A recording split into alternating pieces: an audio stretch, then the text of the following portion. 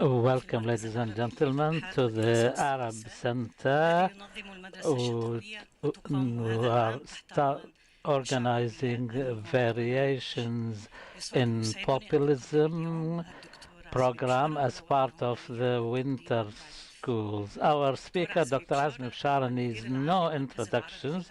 He is the Director General of the Arab Center for Research and Policy Studies and the Chairman of the Board of Directors of the Doha Institute, and one of the most prominent scholars in the Arab world. Amongst his publications, Civil Society, a Critical Study, Religion and Secularism in Historical Context, and What is Populism, which was published in 2017.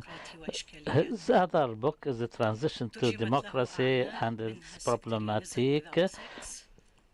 The books that have been translated into English include Sectarianism Without Sex and Understanding Revolutions, Opening Acts in Tunisia, which is part of a trilogy on Arab revolutions, in addition to two other books, Egypt, Revolution, Failed Translation and Counter-Revolution, and Syria, Revolution and Tyranny Before the Mayhem, 2011 to 2013, which will be published next year from IB Tourist and Bloomsbury.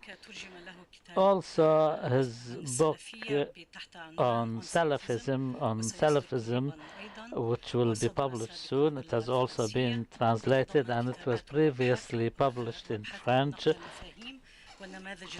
And his other work on important issues. His writings reflect an inclination toward democracy. It's my pleasure to introduce Dr. Azmi Bishara, who is the General Director of the Arab Center for Research and Policy Studies.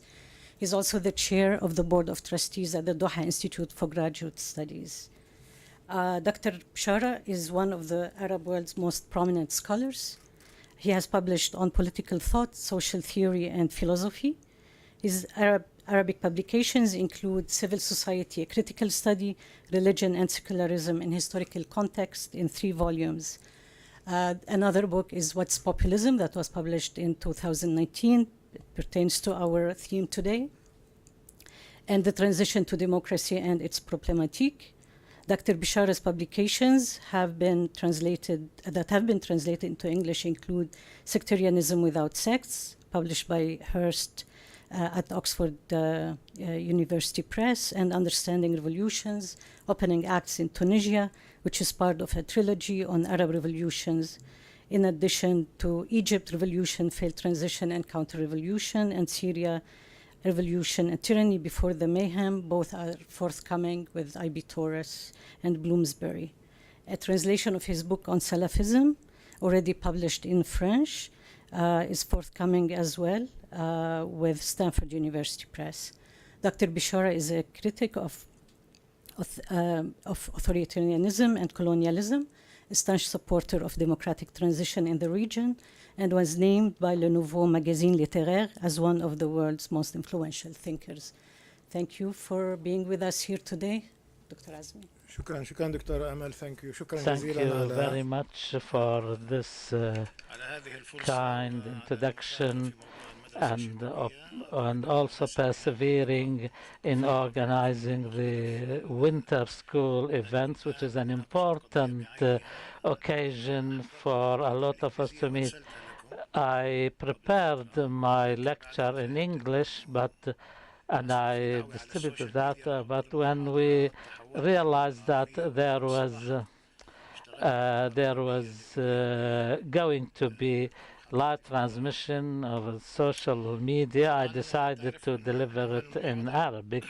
You know, the title of the paper which was sent to you is Populism and Permanent Crisis of Democracy. I'm not reinventing the wheel. I relied on the works of many other researchers who preceded me, like Casmud or Casmud, who will be Christopher Kaltrasser, Charles Meyer, Nadia Urbanetti, Pipienko,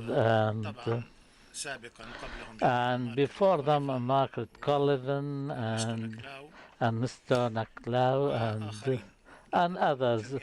I'm not going to mention them all. Their names are included in the paper, but maybe part of what I'm going to say will be new so much as linking it to the tensions in democracy, which I'll be alluding to, the three kinds of tensions. But before delving into that, I want to allude to something which is which preoccupies many people on populism.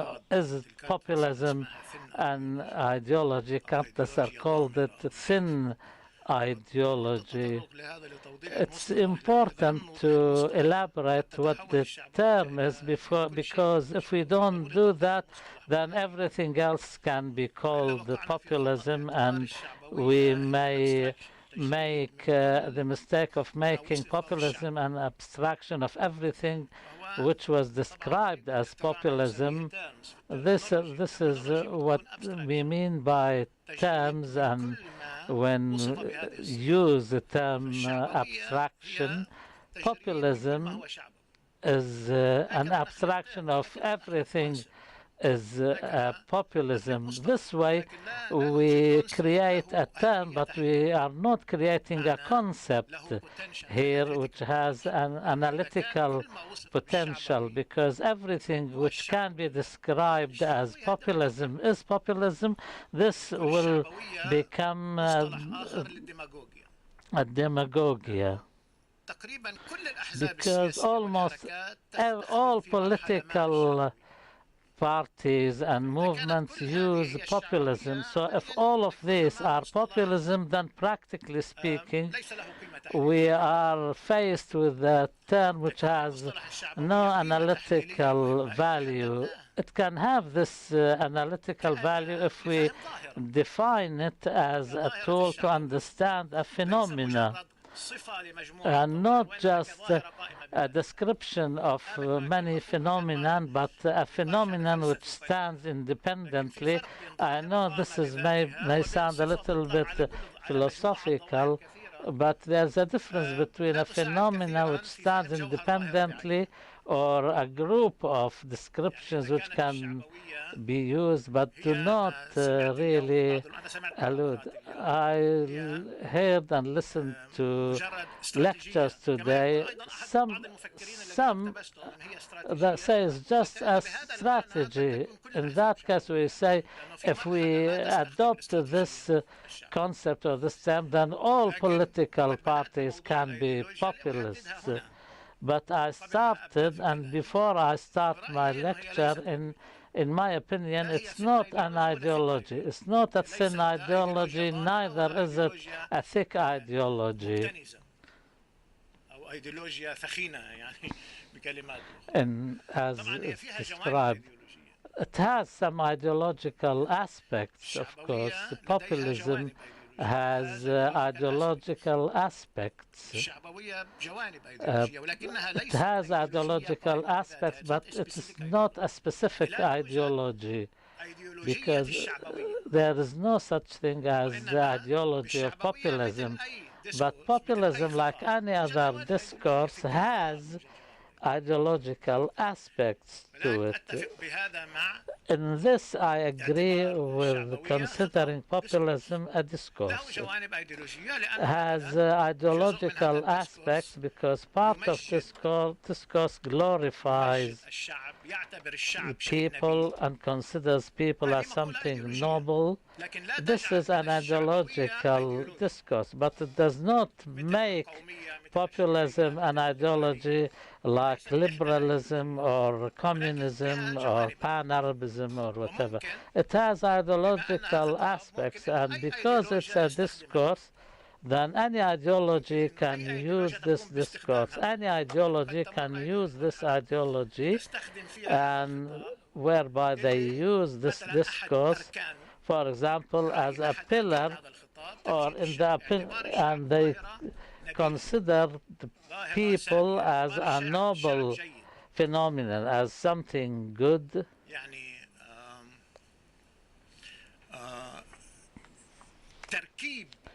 To construct, it's a discursive construct or construction of the people.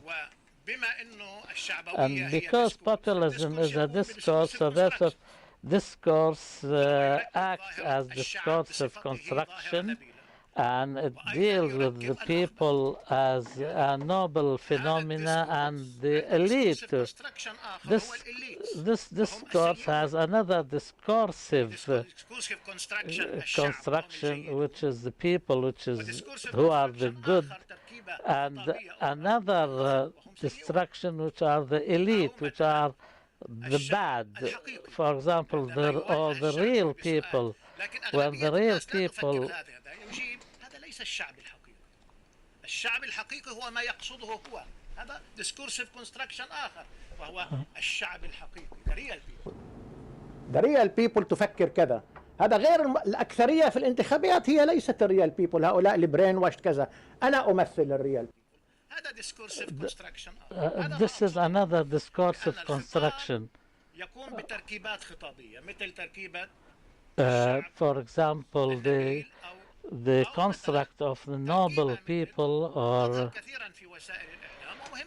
another construction which appears a lot in the media, which is the ordinary people, the man in the street. All these are discursive constructions which are placed vis-à-vis the system or the elite or the system, for example, as the political things which act as a barrier and which do not let the people take part in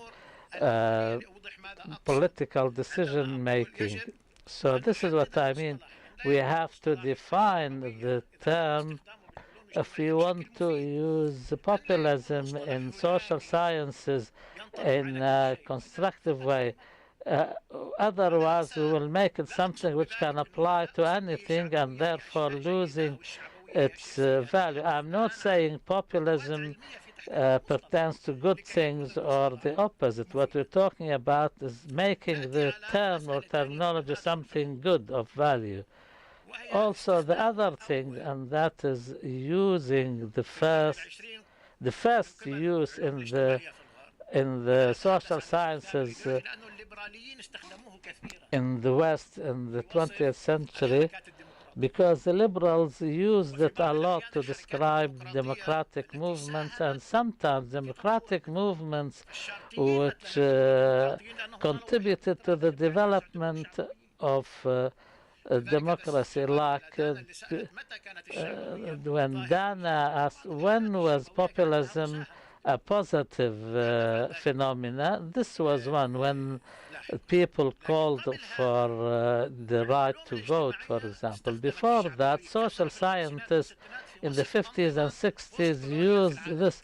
Many post-colonial regimes, and like the Pyrrhonian phenomenon, the Nazarite phenomenon in the Arab world, as a populist Sukarno phenomenon in Indonesia and Africa. There were quite a few phenomena which were considered populist.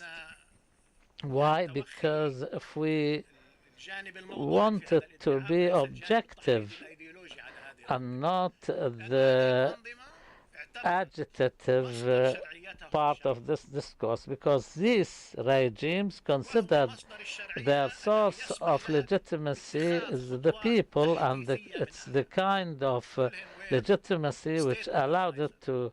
They all consider themselves state modernizers. They can take decisions from the top, and they have the mandate from the masses, from the people. But this is not enough. Many Dictators claim that they derive their legitimacy from the people, and they more often than not use the term that people is a noble, people are something noble and great, and when education is spread amongst the population, then the people can solve any problem. So they believe in the positive traits of the people, or at least this is what their political discourse says. In return, the colonialism and the corrupt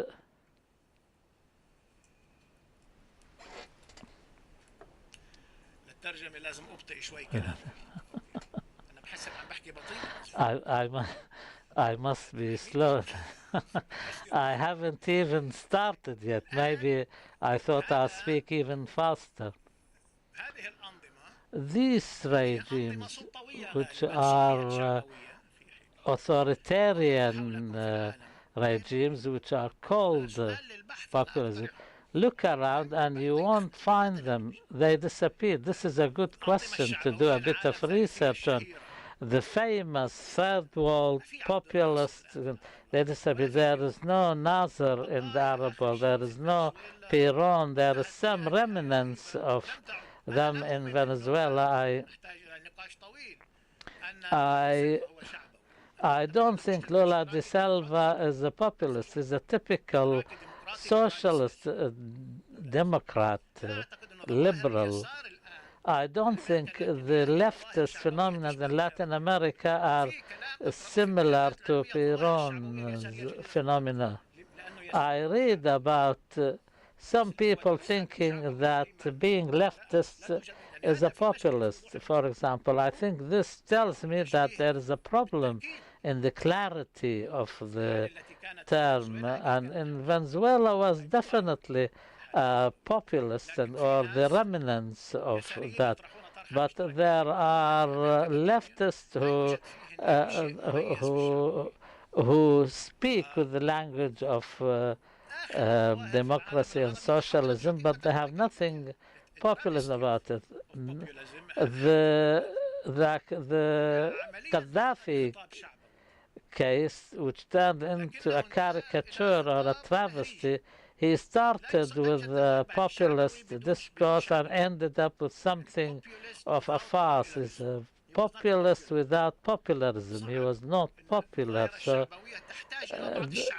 the populism as a phenomenon needs popularity. Otherwise, if you're a populist and nobody believes you, and he gives up on his populism for the sake of his tribe or other affiliation, and replaces populism by oppression and police. Gaddafi was a decadent dictatorial thing. It was a caricature of populism. These phenomena are beginning to fade away and disappear in the Arab world. Why am I saying that? In my opinion, and the thesis in the paper is that the populism phenomena which deserves to be studied are features of democracy. I'm not saying that the phenomenon of populism as a phenomena which we can derive a term of value. I'll explain what I'm saying. The Arab world has gone through two cases of success in democratic transformation. In Egypt was a failure. In Tunisia was a success, but the democracy, I think in Tunisia it's a democracy. It's not a transformation into democracy. It fell into a real crisis. In the case of Egypt, nobody used the term populism. What happened in Egypt was polarization between what is religious and what is secularist. They preferred political struggle instead of making democracy a success. Everybody was ready to ally themselves with the army against the opposing factor, which brought back the army into the fore of political influence. All parties use populism or features or aspects of it. All parties used what I mean by that is demagogy and using a simplistic approach. There was no populist phenomena specifically. With the crisis of democracy in Tunisia, we use the term populism to describe the phenomenon of a president who was elected democratically, and he uses a populist discourse. Vis-a-vis this backdrop, there was a populist phenomena which specific and stands independently. In the case of Tunisia, the people's expectations from the revolution and their disappointments after the revolution, 10 years without achieving any political program which bridges the gap between the rich and the poor, which instead of being bridged widened even further. And the social aspect was a very fundamental aspect of the revolution. The parliamentary scene presented a scene of fragmentation which made people walk away from democracy, the ease with which people left one party and joined the other, the inability, something which reminds me of the Weimar republics in Germany. If you refer to Carl Schmitt's book about the crisis of parliament, this weakened the trust of people in the system. And I want to emphasize a point where anybody who there was overuse of the term corruption, as if the corruption was the essence and the basic reason, and this was ignoring the fact that economic policy itself, which was the reason for it. They wanted to present the idea that just getting rid of corruption, you will solve all your problems. And the corruption here we mean is the corruption of the elite. This has led to a disappointment by the people and some sort of an apathy, and people, with every election, people moved further away from voting and the political system. Somebody who is an unknown is nominated, becomes a candidate, has no political history or past as such. The most important reason for this election was not what he had or has, but because what he doesn't have or he is not. Because he was not a politician, and because he was not a businessman, and because he has no experience, no political experience, he was elected for all the wrong reasons, in fact, which really are the wrong reasons to elect someone to lead the country. A person, all his discourse was focused on the system is wrong, the parliament system is wrong, and a classic example of populism, like people against the elite. People are good, the elites are corrupt. There is always a conspiracy. There's always a conspiracy in this discourse. This time it was the conspiracy of politicians and businessmen, and any opposition person is a traitor and an enemy of the people. These terms appeared in the beginning of the democratic system, and in my opinion, and by and large, historically speaking, in the established democracies, more often than not, not always, populism was a good element in developing democracies.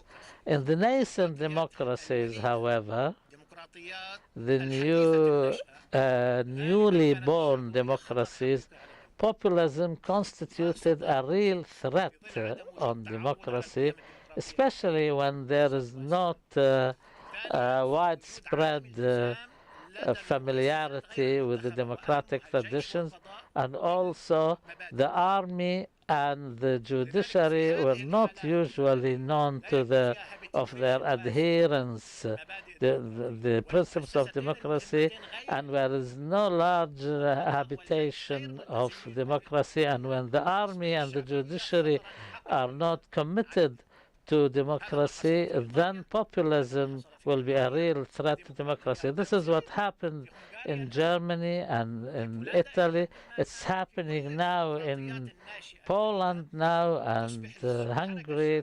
And in these circumstances, populism will be a real threat to democracy. I hope I have explained the importance of defining the term and not to leave it as a vague term.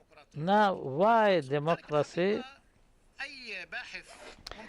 Any researcher, we can go back to Aristotle in his book Politics, when he speaks about the rise of demagogia.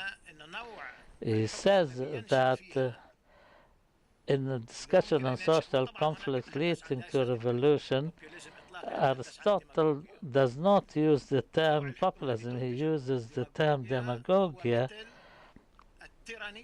It's like a tyranny in the monarchy. This is like the demagogia in democracies is similar to the demagogues when they are sycophants, similar to sycophants of the royalists and monarchies. What is important for us, these were not things which were around in Aristotle's time, and maybe in the late 19th century and after World War II, the liberal democracy began from two trends which were at war with each other: democracy and liberalism. I mean, this cohabitation between them is very new. It's not more than 100 years at most. And they went through many crises. Neither Democrats were liberals, nor were liberals Democrats. There was always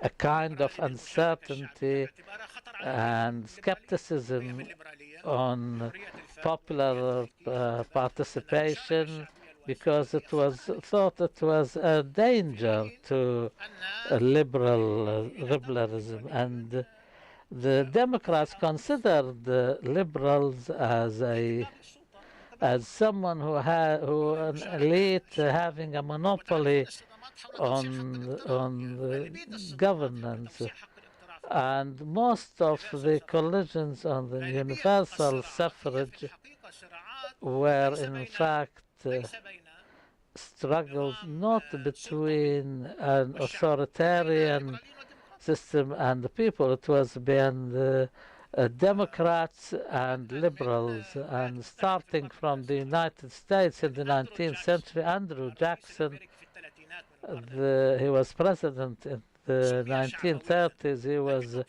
called populist, but he was calling for democracy, in fact.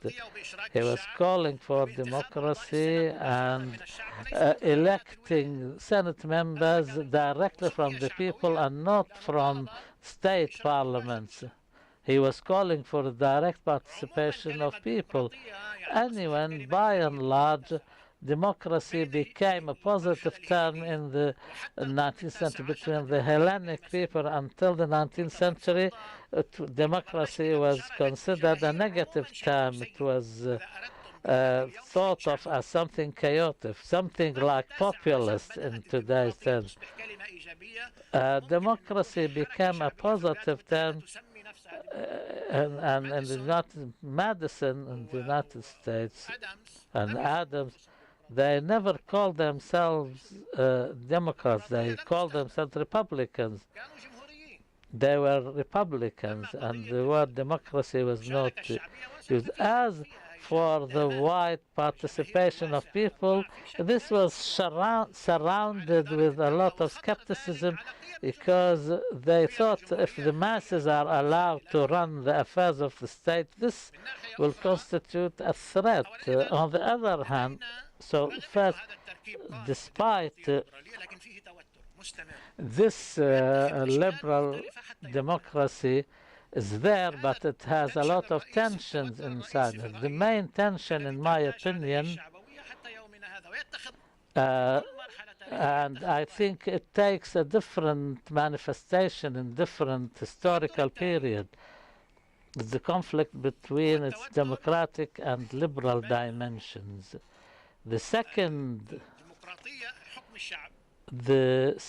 tension is found within the democratic dimension, which we call it direct democracy and representative democracy, when there is a kind of tension which can lead to lack of confidence between people and their representatives, because the representation case here distorts the will of the people, like political parties, parliamentary coalitions, which appears like conspiracy. You vote for somebody who goes and gets into an alliance or coalition with someone else for other purposes. This is an important aspect which comes into existence here, that the representative of the people is not elected to represent the people's will, but to serve his own purposes. So this leads to a kind of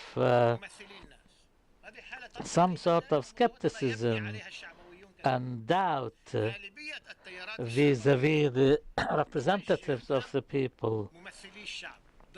And more often than not, the populists consider members of parliament and parliaments as their arch enemies, because they do not provide direct democracy. They provide, for example, things they do not represent a direct democracy. Mundur Rousseau, who presented that in a small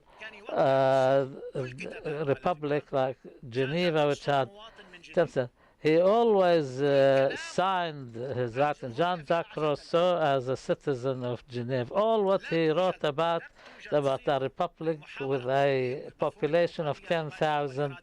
There was no attempt to apply this term on direct democracy, and instead representative democracy. Of course, there are other means like elections, the constitutions, citizens' initiatives, and checks and balances, and etc. This is an attempt to use possible means of representative democracy without resorting to direct democracy, like what we call nowadays social media, social citizenship. And here, this can be called direct democracies, but mostly they do not claim to speak on behalf of the people. There are mechanisms, they are initiatives which can be possible be used within the liberal democracy. The third tension pertains to unelected powers, which the liberals focus on. Populists use distrust in the politicians as they say that all what matters to them is to engage in networks with business and serve their own interests, which can be true, but liberals by and large have harbor these doubts when it comes to politicians. For this reason, they always call for applying constraints to their powers, and they call for checks and balances. They call for constitutional courts. It's not just the populists who doubt and mistrust the politicians, but the liberals too. So this kind of raising doubts about the Supreme Court. I was 4 times an elected member of parliament. I come from a country with populism was always directed against the Supreme Court because the Supreme Court always claimed that it represented the liberal values, whereas in the majority in parliament could have been or can be an ultra-rightist. So therefore there was always an attack on the I think all of what Rawls said was theoretizing. John Rawls, I see him in this light. Otherwise he will appear like a utopia. He talks about reasonable, agreed on principles as to who would protect these principles, and that is, of course, the Supreme Court or the Constitutional Court. So therefore, the populists cannot bear, and they always are unhappy with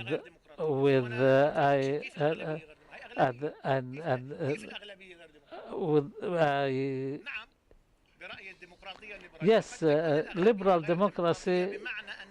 In liberal democracy, can the majority be undemocratic because it may not respect the principles? Until now, I mentioned 3 tensions.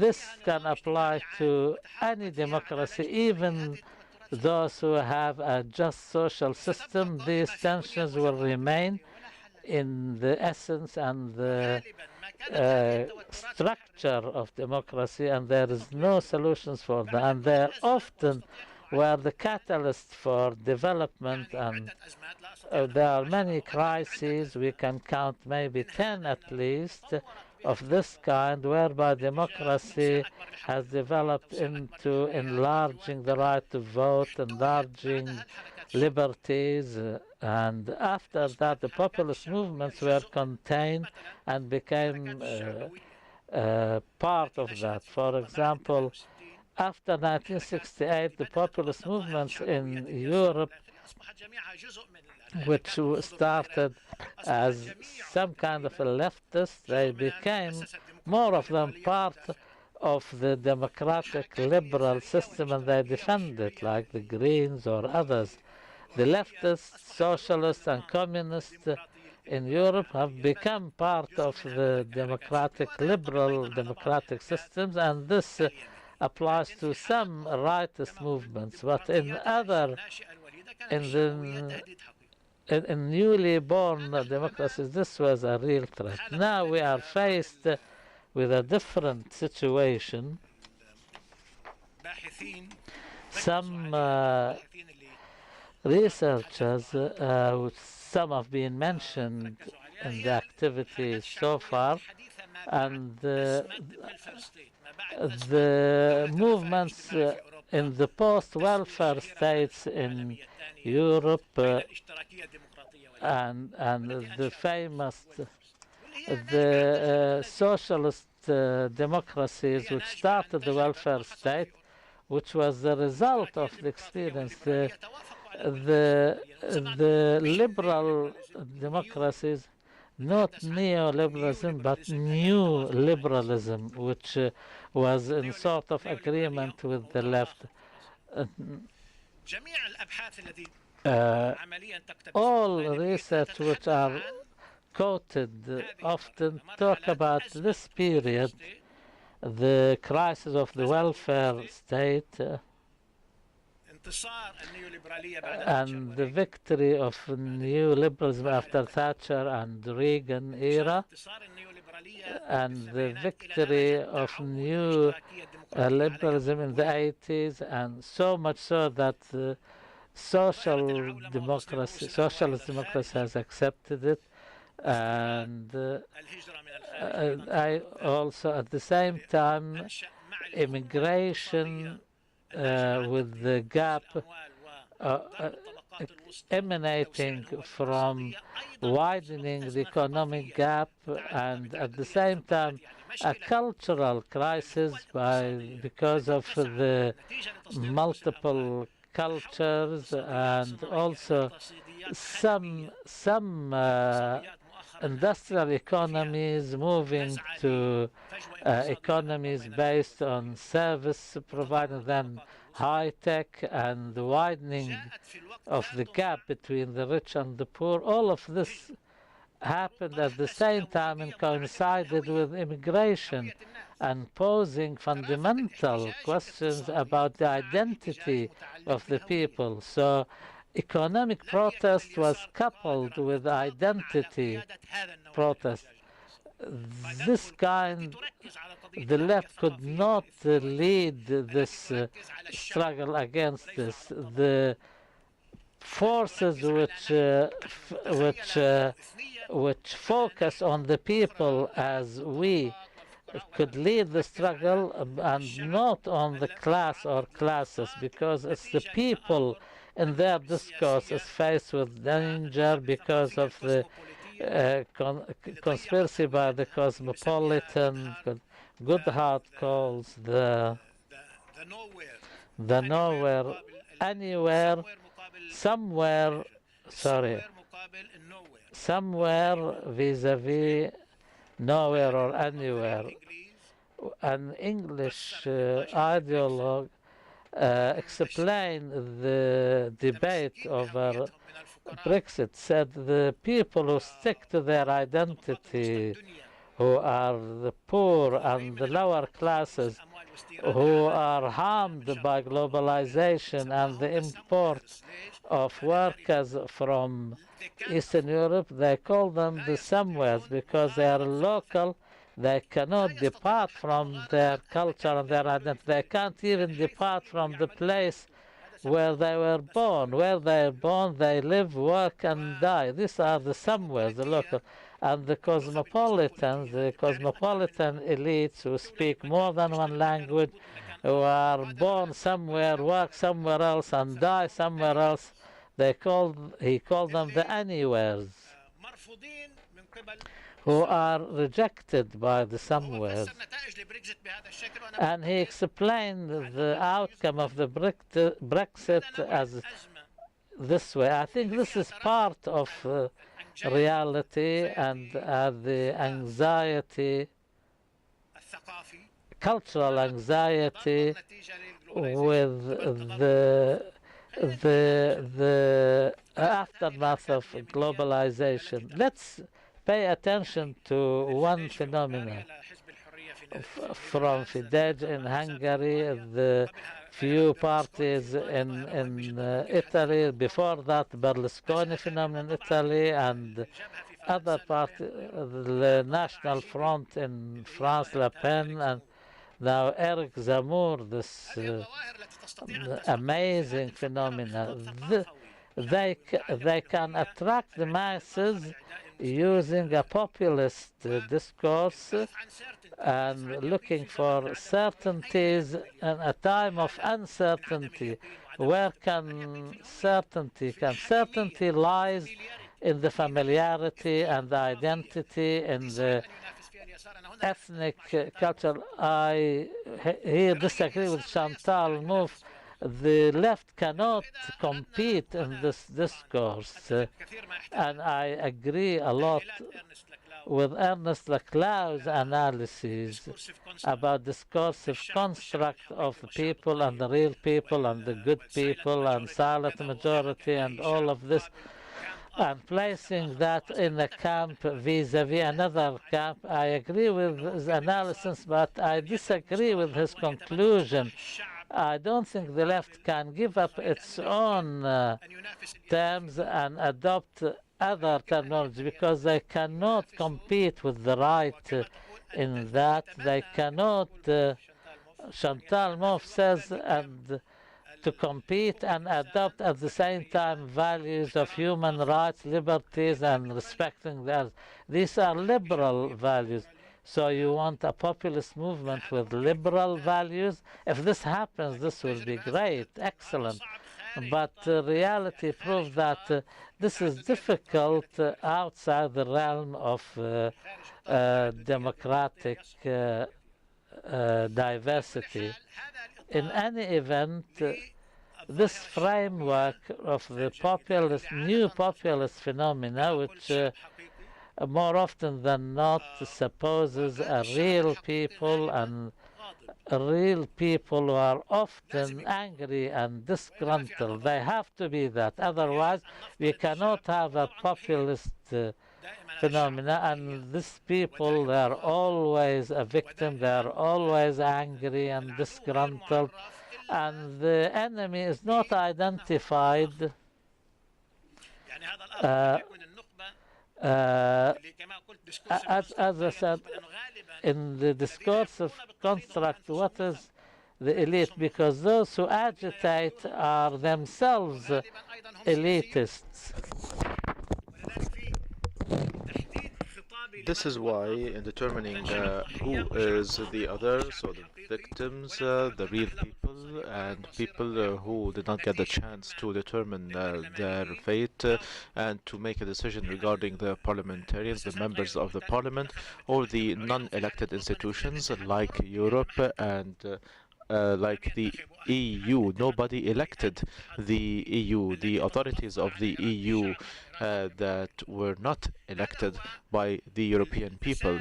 So this is the basis that I am talking about for this phenomenon of populism that could be elaborated. Of course, other phenomena are there, but they need other concepts in order to understand them.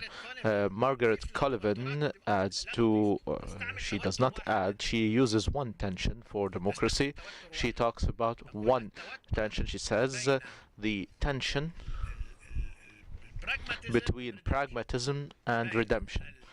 So the pragmatism, or this aspect, the rational aspect of democracy, and redemption of democracy.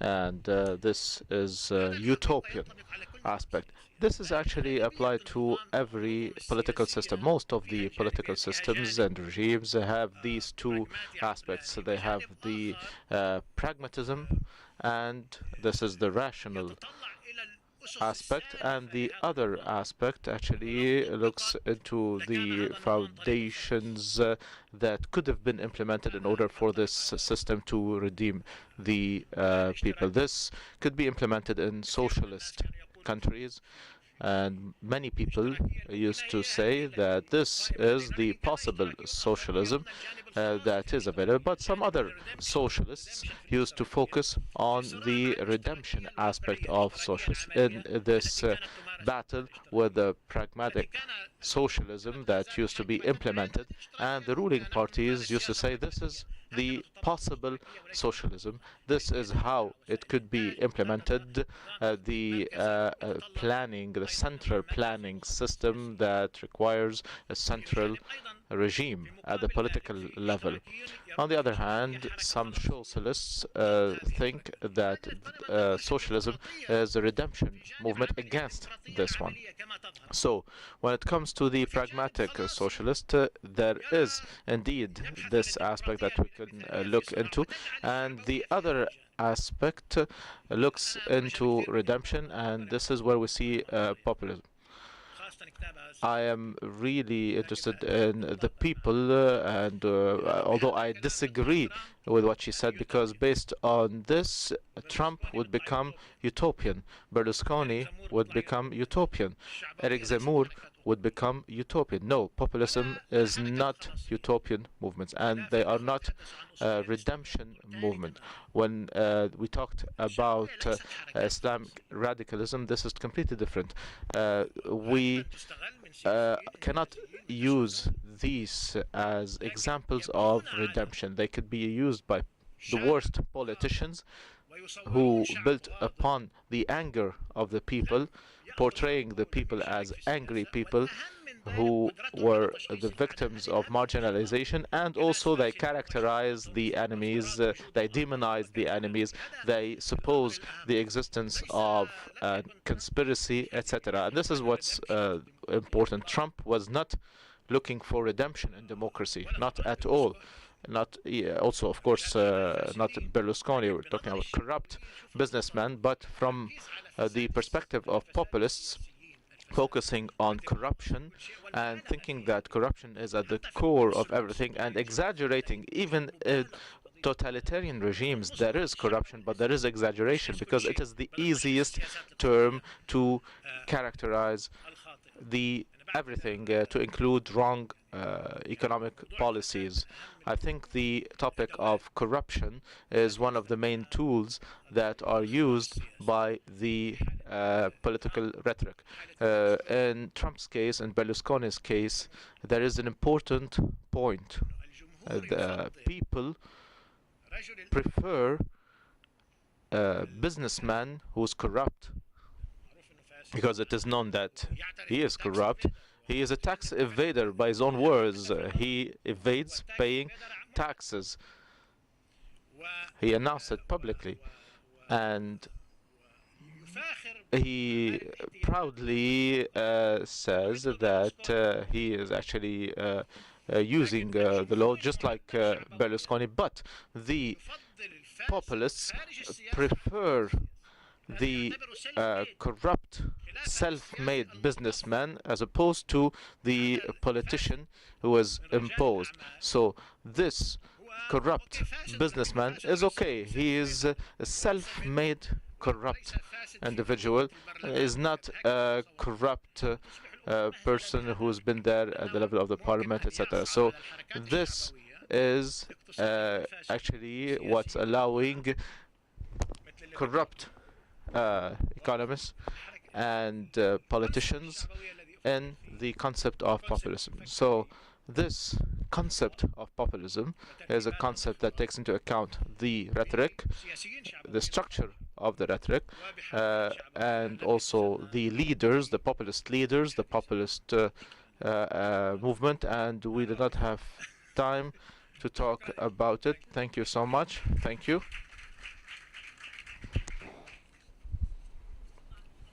Microphone, please. Microphone. So this has been the opening lecture of Dr. Azmi. This is the populism and the permanent crisis of democracy. We have half an hour for questions. If we have questions through social media, we'll take them later. We'll start with the questions here.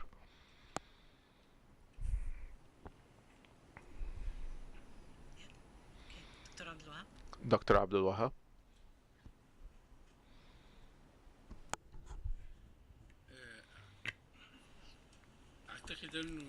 I think that the last point that Dr. Azmi mentioned,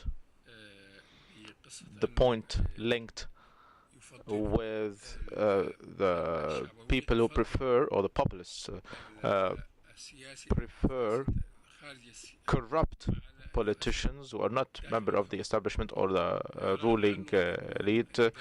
And although corrupt people within the regime might get some simple things like a house or etc., while the other could get millions. And this highlights that populism, this is something that we agree on, populism looks for enemies. And this contradicts to a certain extent the vision that democracy or that populism, even in this context, is a democratic process. And Sullivan talked about redemption, and this is different. It is clear that populism is pragmatic, actually, in this context. For instance, the religious movements, the evangelists in the United States support Donald Trump, although this man is accused of wrongdoings, of having affairs with women. He is in favor of abortion, for instance, and this all goes against the values of the evangelists in the United States. So this is a question that highlights this paradox. How can they reconcile these two opposites? So corruption against corruption, but supporting corruption or corrupt people, talking about the values of religion, and elect person who does not fall in line with or support these values. Yes, I agree with Dr. Abdul Wahab. I think diagnosing the enemy, Chantal Mouffe in this case, and her husband Ernesto Laclau talked about the return of the political. If you remember, they talked about the return of the political. So they have an opinion that these agreements of democracies in 50s and 60s between the social democratic systems. So the solution was the welfare state, and now it is the neoliberalism, the agreed upon between the right and the left and the West. This put an end to politics because there are no longer opponents. And unfortunately, this takes us to Schmitt's ideas. So for Mouffe, there is an enemy and a friend. It is a battle between two enemies. She says, I do not mean enemies, but adversaries. So that we need adversaries. I do not mean enemies. And we need to have adversaries. We need to have two camps. And each camp, according to her, so the camp that she represents is the people. So it is a leftist, populist camp. But the other side also says that the other people. Does this structure produce democracy? I do not think so.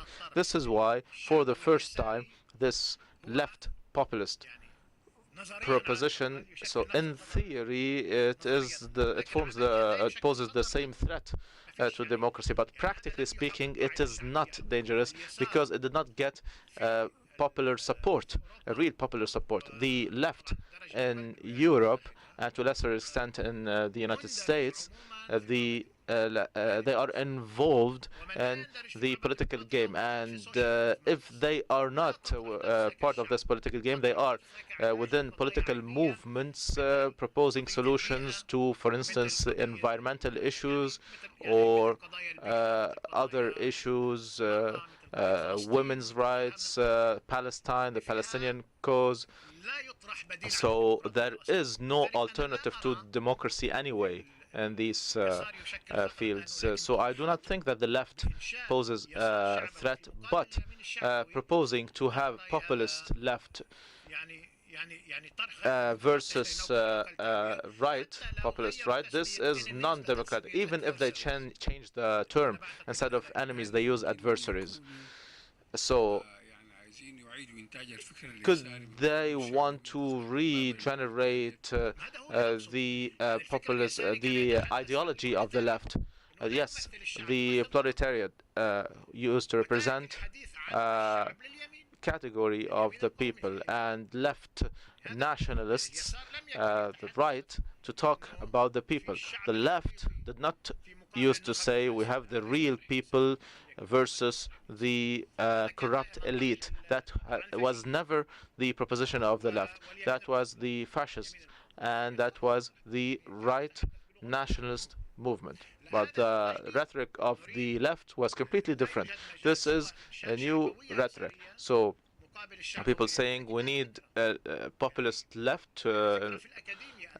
This is an academic idea. I do not see it implemented, because this is an ethnic idea. So what is the proposition of the left when defining people? The left will say citizens. Do you think that this idea of citizenship that includes multiculturalism could become a populist idea? So ethnicity currently, so the people is an ethnicity confronted with laborers, immigrants, refugees, etc. But as I know, the left will define multicultural people as citizens, and this cannot be a populist idea, and it does not trigger instincts, and it does not produce anger against the elite. This is my opinion.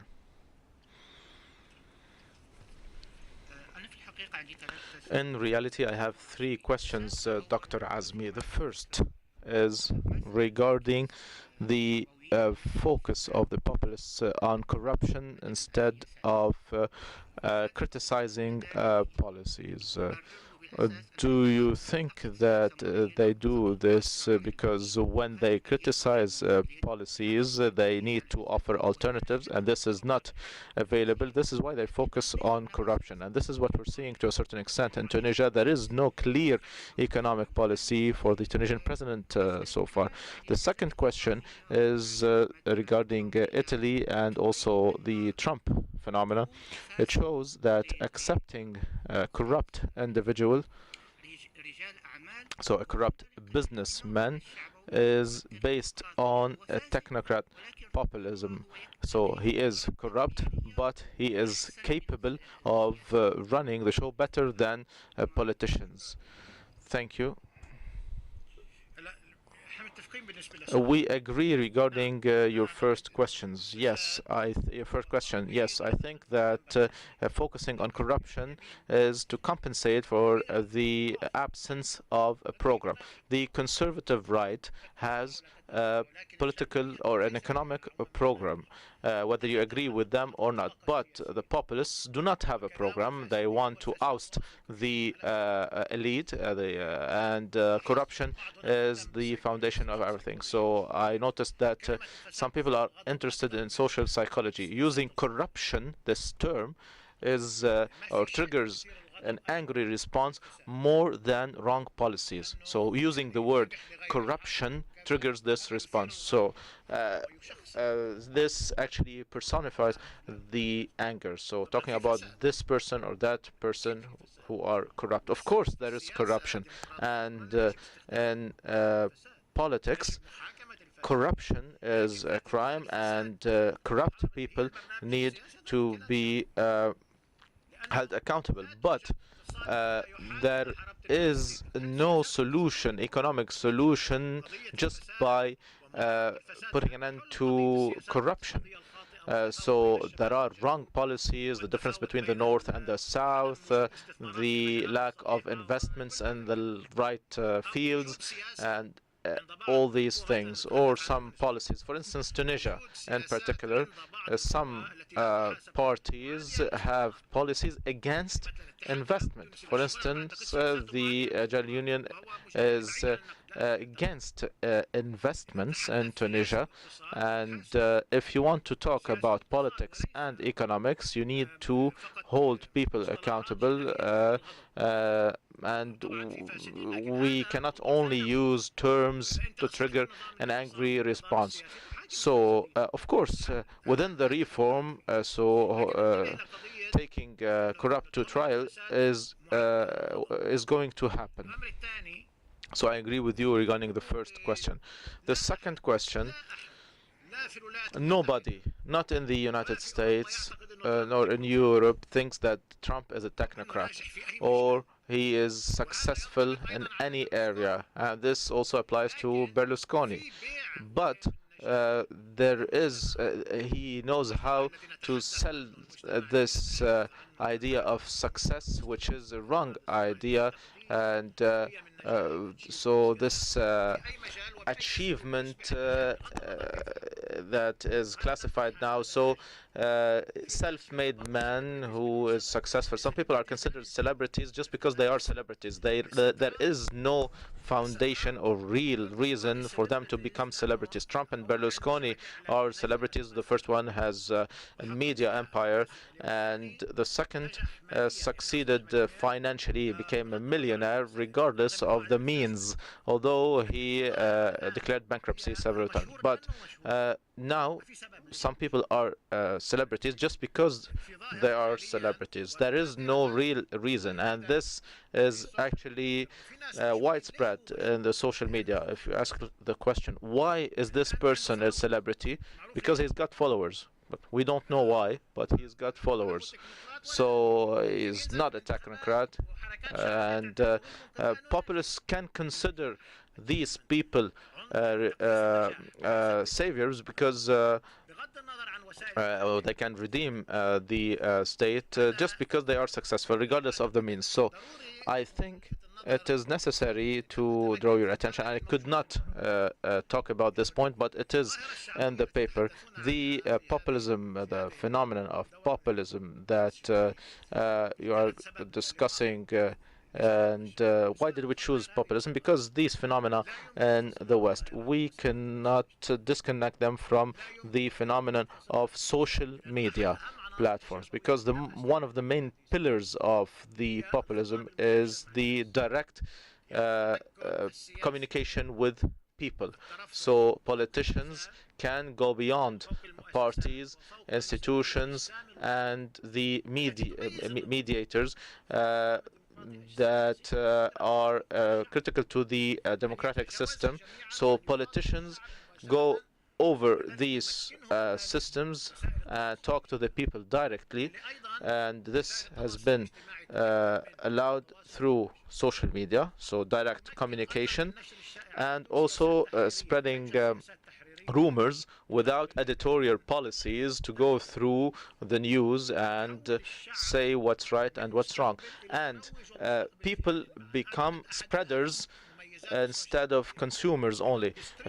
So the distributors are the receivers. This is one of the pillars of the social media. People are distributors and receivers of news. I think this is something new that was not known in the past, and I think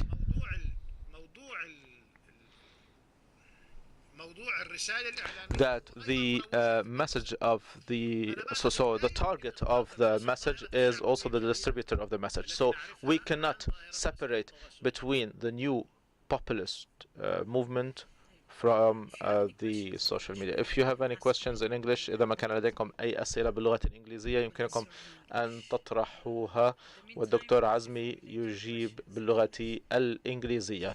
لدي سؤال هنا، سوف نطرح هي عائشة هون عشان يكون في نساء بيناقشوا. ما حسب يرفع ايده بالاول. حسبتك مع النساء. بالاردن. اوكي تفضل. So I think you talked a little bit about this, but I wanted to ask you in what ways you think populism in Europe differs from populism in the Middle East? And you already talked about social media, but what do you think how is populism in this wave different from populism that we saw in previous times?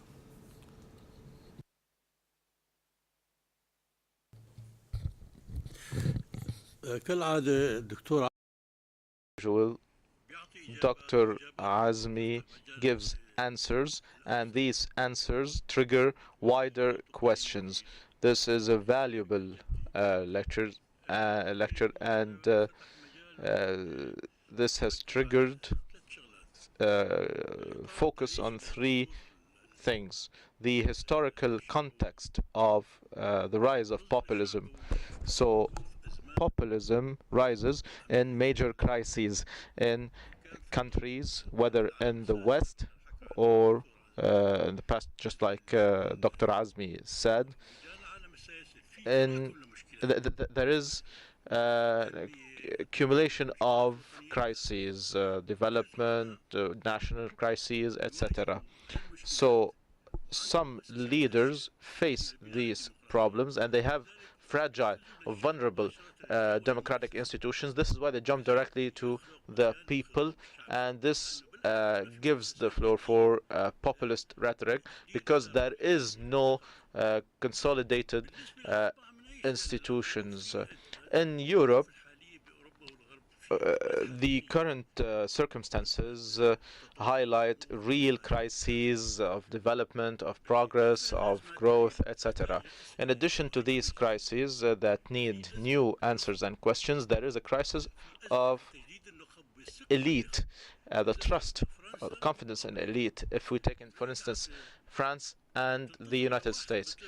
The United States waited or voted for Trump and voted for Biden, and France from Sarkozy to Macron. So these are three things that can be talked about that help the rise of populism.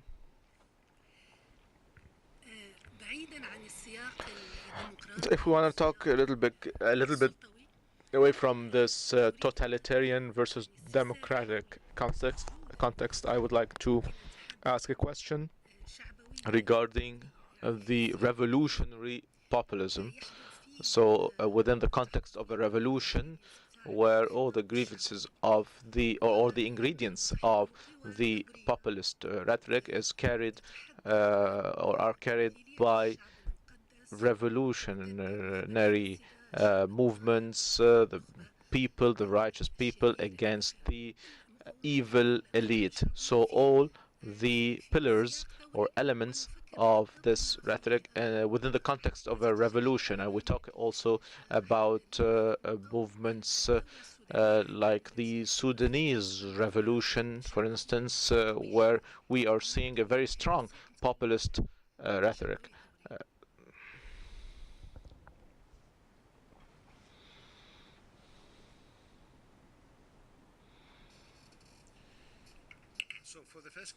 بالنسبة إلى السؤال الأول, my concept of populism that I just developed here, I claim that it is suitable to analyze populism anywhere. That's what I believe. The question is whether the phenomenon of populism is distinct, is clear enough to apply the concept. What I claimed is that the phenomenon of populism on the backdrop, on the background of liberal democracy is clear. While we have populist politicians, populist movements in the Middle East, in the following sense: exalting the people,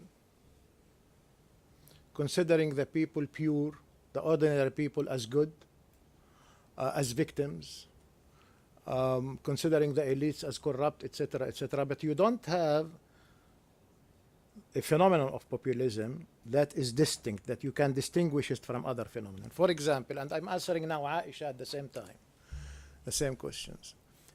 Can you imagine a national liberation movement against the foreign occupation that does not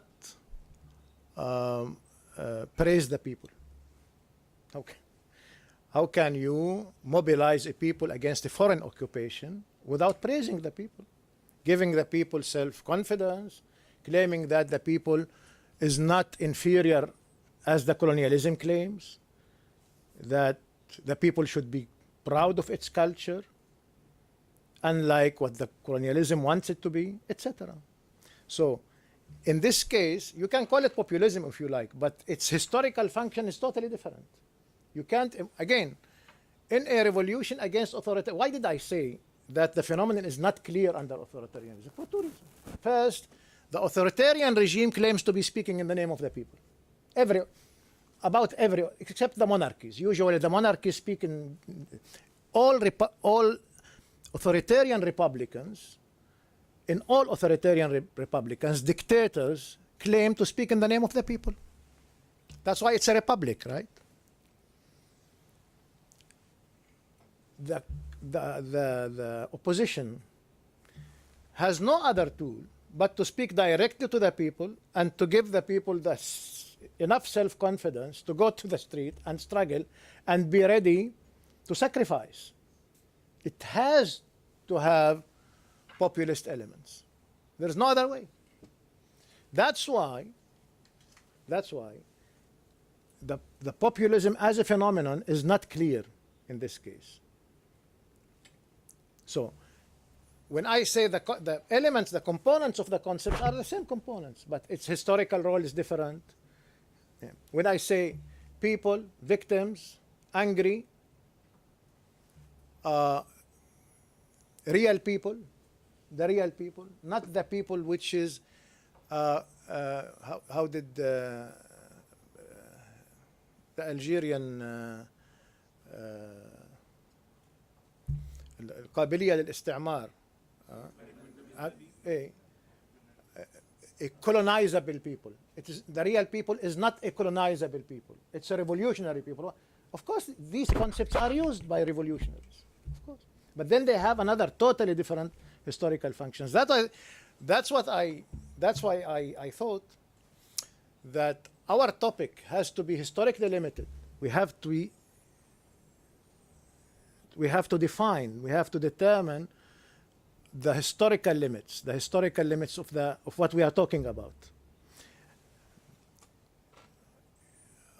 Having said that, in the case of the historical limits of the Western case, populism is a poignant phenomena. It's a distinct phenomena that a concept can conceptualize. That's what I mean. So the consistency is there. I mean, I'm not going to change my definition of populism in the case of populism in the Middle East.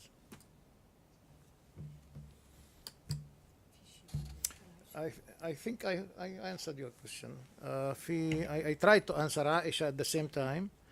بالنسبة لشمس الدين, it's regarding Shams al-Din, so it is a comment. Some of what Shams said is general. بعض ما قاله شمس Some of what you هو said is too general. يعني بعض ما قلته عام بزيادة لأنه أزمة النخب موجودة دائما. إحنا بنحكي نحن نتحدث the elite is there, and we are talking about the reaction of the people vis-a-vis this crisis, and this is why we aspire for democratic change in the case of elite crisis, but this is valid anywhere and at all times. We have some questions through social media. A question about, just one second.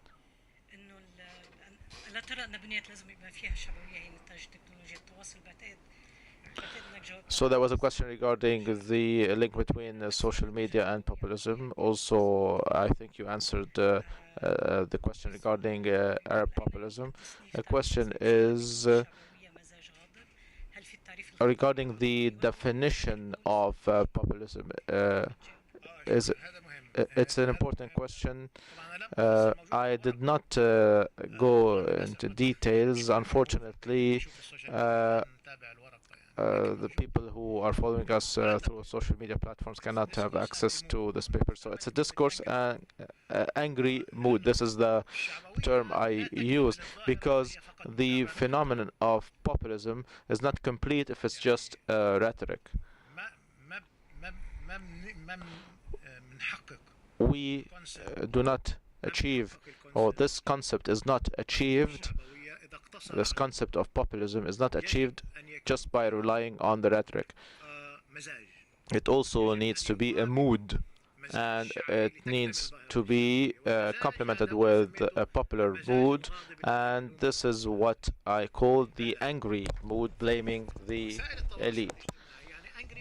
So this angry mood at the level of social media, this is why I disagree with researchers who just talk about the analysis of discourses when it comes to populism. So there needs to be a mood that is receptive to this discourse. In the same context, when it comes to the social media, it is very easy at the level of these platforms to portray the mood as opinion. So these platforms offer the biggest space for people to express their mood as if it was an opinion. This wasn't possible in the literary world in the past, not in the newspaper, not in books, not even on TV, maybe in rare cases during live broadcasting, because there was a question, what is an opinion? But on social media platform, so the personal mood is directly translated into opinion, and this becomes the opinion of the public. And one person says, for instance, we are the people, we the people, and they are the elite, just because he considered that the others were the elite. So we are the people, we are the simple people. So these categories or these classifications have become like a tsunami on social media, and this is very appropriate for the populist policy. So, dear participants on social media, I will be choosing some of your questions. Zuhaib Amama from Algeria asks about Mark Lazar's statement that populism is a threat and an opportunity to democracy. I agree with this. I agree that populism is a threat and an opportunity at the same time, because if we take, for instance, the current populism in some European countries, talking about the dangers of globalization and the exportation of capital and importing cheap labor. So this also will lead people to modify and change policies, another concept. So this is an opportunity. Let's talk about threat.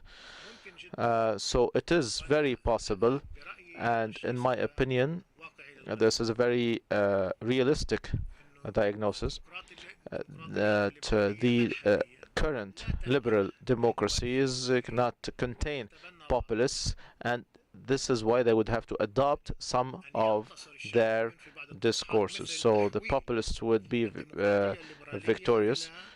So it would become an ethnocracy, this liberal democracy.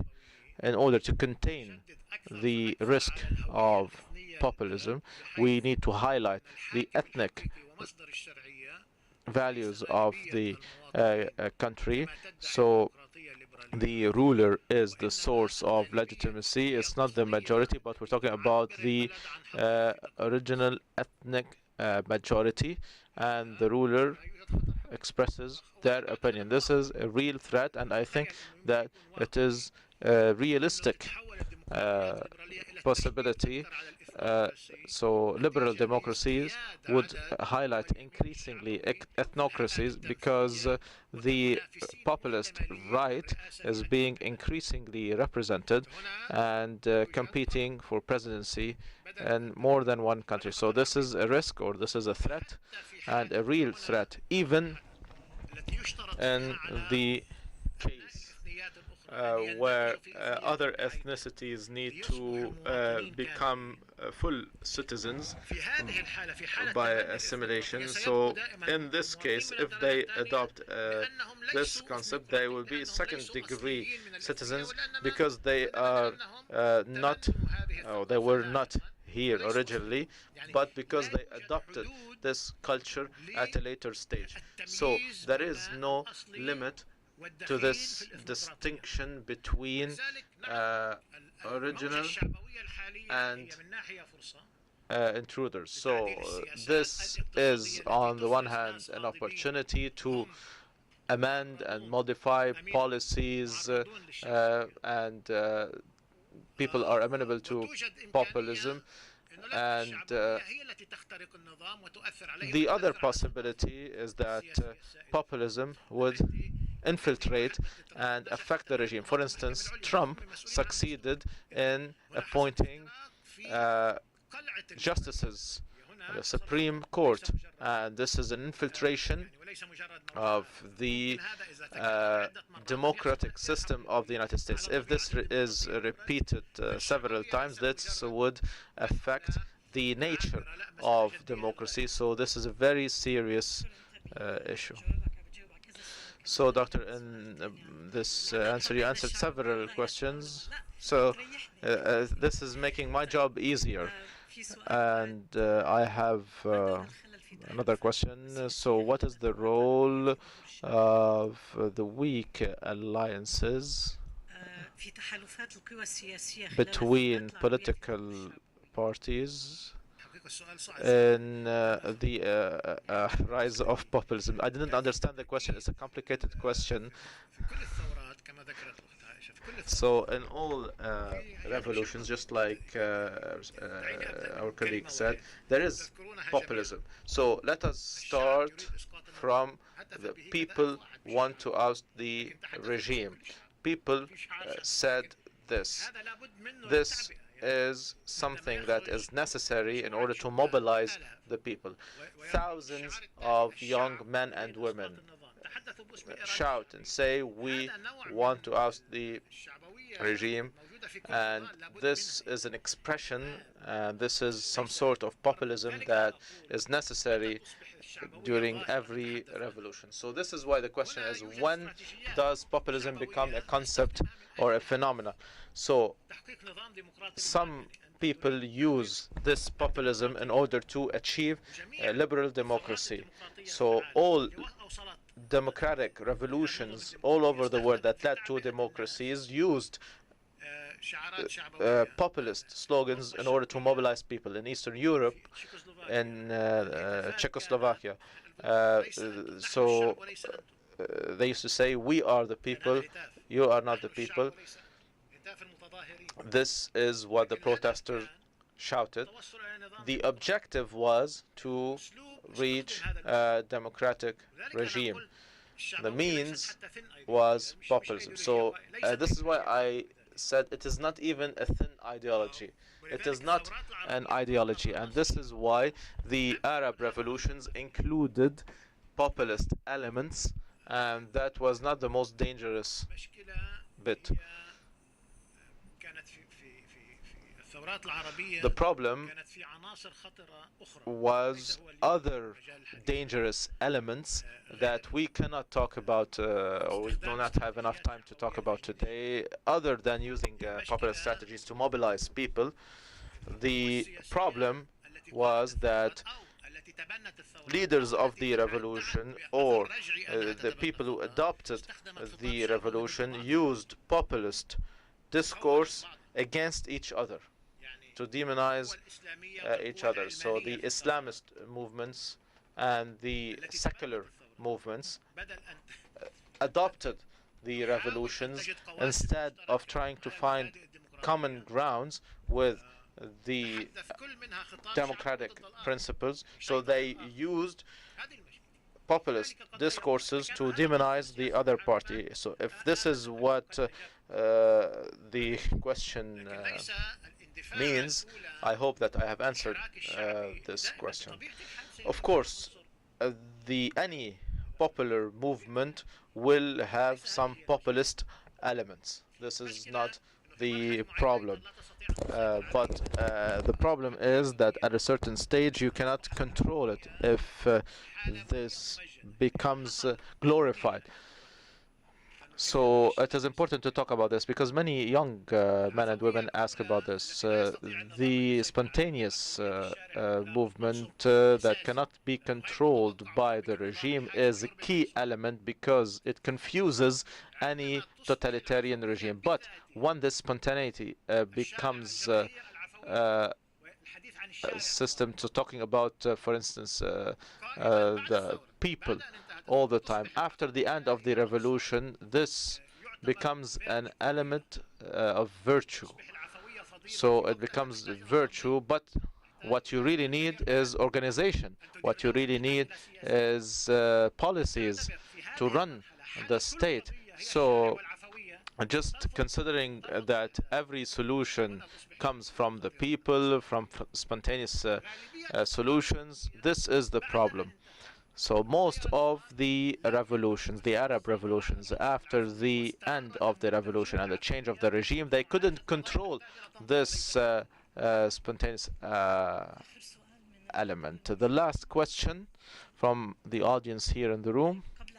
So thank you. Before concluding, I would like to remind you that most papers will be translated. Tomorrow is the second day, and the keynote speaker is Dr. Abdul Wahab Al-Afandi, the acting president and the provost of the Doha Institute. So he will be the keynote speaker tomorrow. Thank you, Dr. Azmi, for triggering this discussion. Thank you so much.